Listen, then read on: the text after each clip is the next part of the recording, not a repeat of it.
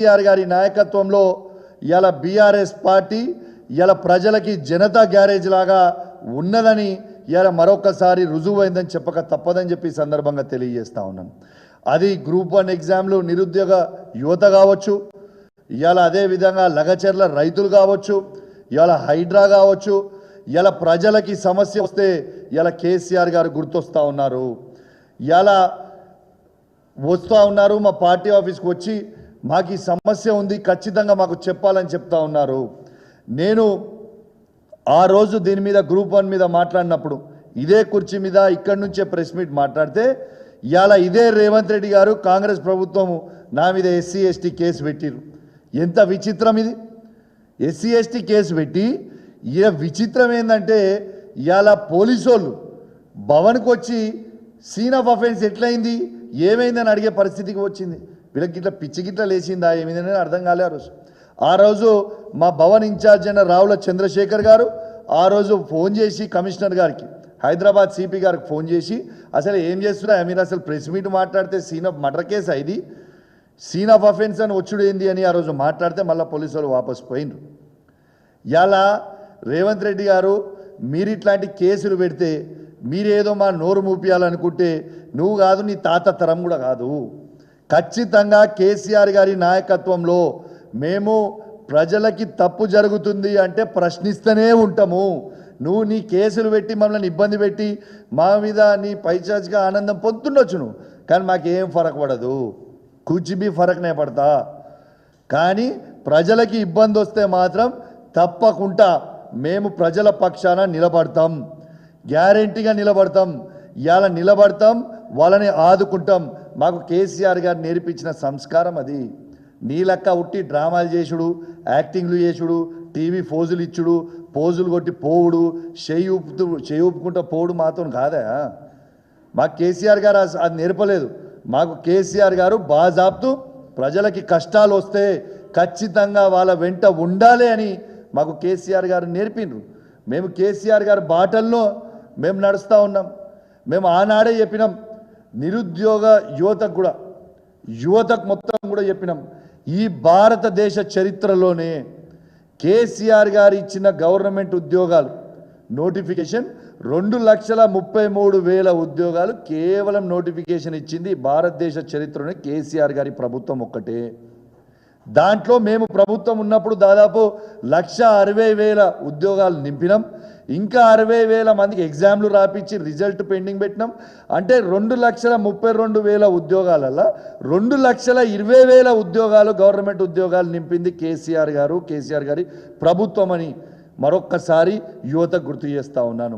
అదేవిధంగా కేసీఆర్ గారి నాయకత్వంలో కేటీఆర్ గారు కూడా ప్రైవేట్ ఉద్యోగాలు ఈ తెలంగాణ రాష్ట్రంలో బెంగళూరుని కర్ణాటకని దాటేసి 10 లక్షల ఉద్యోగాలు ఇవాళ ఇచ్చింది కేసీఆర్ గారు అనేది కూడా ప్రైవేట్ ఉద్యోగాలు అనేది కూడా మీ అందరు కూడా గుర్తుపెట్టుకోవాలా.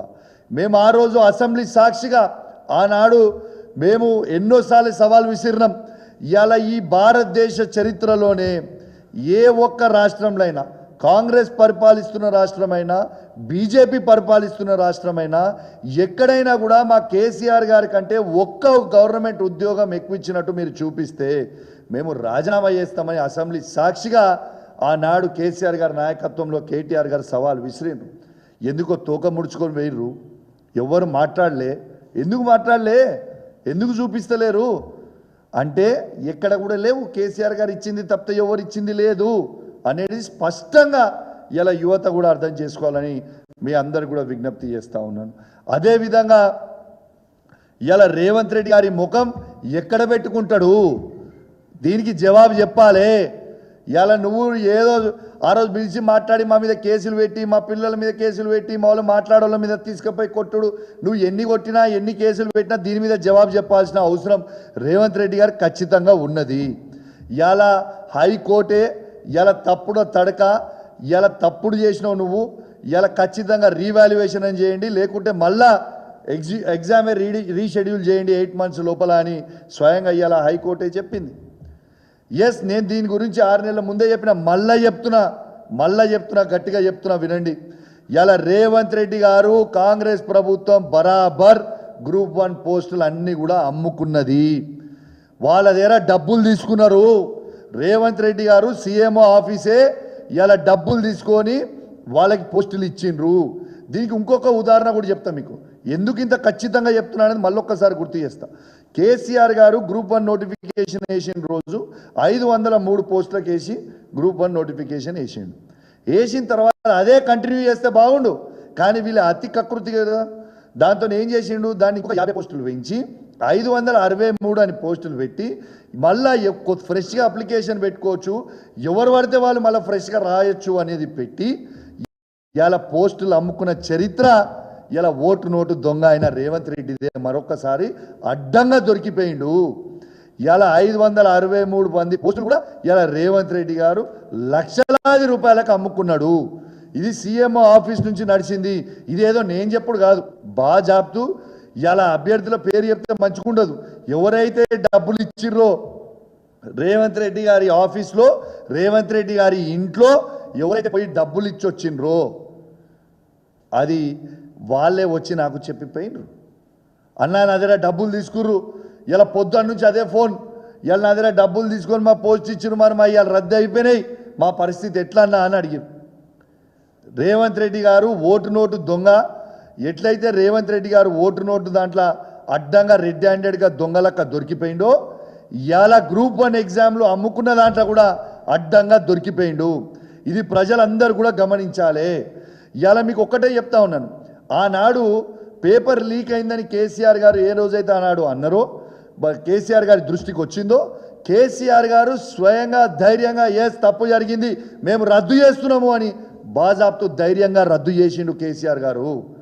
మరి ఇలా అక్రమాలు జరిగినాయని గ్రూప్ 1 విద్యార్థులు ముఖ్యమంత్రి రేవంత్ రెడ్డి గారి దగ్గర నుంచి మొదలు పెడితే వాళ్ళ మంత్రుల దగ్గరికి, వాళ్ళ ఎమ్మెల్యేల దగ్గరికి, వాళ్ళ ఎంపీల దగ్గరికి పోయి వినతి పత్రం ఇచ్చుకుంటే మీరు రద్దు ఎందుకు చేయలేదు, ఎవిడెన్స్తో సహా చూపిస్తే మీకు రద్దు ఎందుకు చేయలేదు? ఈ ఒక్క విషయమే కేసీఆర్ గారి స్టైల్ ఆఫ్ ఫంక్షనింగ్కి ఇలా